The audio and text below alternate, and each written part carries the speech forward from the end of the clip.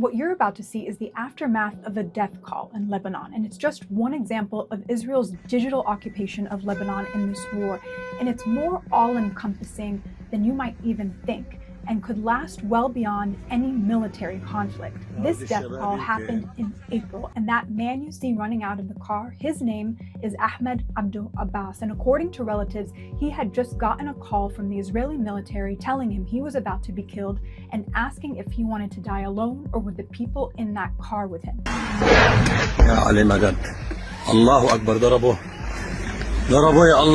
After running out of the car just outside of the frame, we hear Abbas being hit by an airstrike within seconds. This is one of 2 viral death call incidents in Lebanon this year, and to pull this off requires multiple methods of surveillance and digital control. See, in Lebanon, like in Gaza, surveillance drones are omnipresent even in areas the Israeli military doesn't officially control. And though this technology isn't new, we are seeing for the first time on a major scale in both places what's possible when the mass data collection of a population is combined with AI and these drones.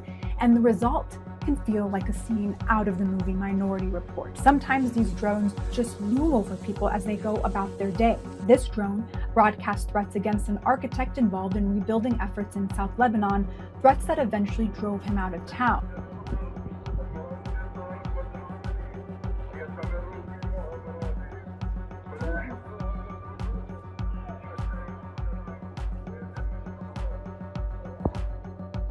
كنت قاعد بالبيت أنا والعائلة وعم درس أولادي وهيك، وصاروا رفقاتي بعثوا لي فيديوهات إنه في درون عم تقول اسمك وهيك.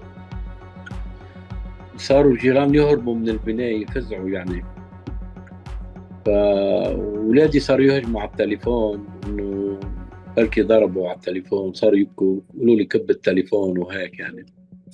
صار في جو يعني رعب بالبيت كتير. And these drones hoover up data from internet routers and devices en masse as they go to be used sometime in the future. And lax privacy laws and digital protections in Lebanon also means that data on Lebanon's population has just been out there for Israel or really anyone to scoop up. This includes the government's own records. The Ministry of Interior, when every time there's elections, they will put all the public record of people online for people to check, to correct. But you can look at your record and the 5,000 other people from your village maybe, or your city. It includes people's license plate numbers in Lebanon, which have been leaked onto the dark web for years now. In the past, I could send an SMS through my phone, right, with a license plate number, and I would get back the name of the owner, right, their address, and their phone number. This was available. Since then, they were going to shut that down.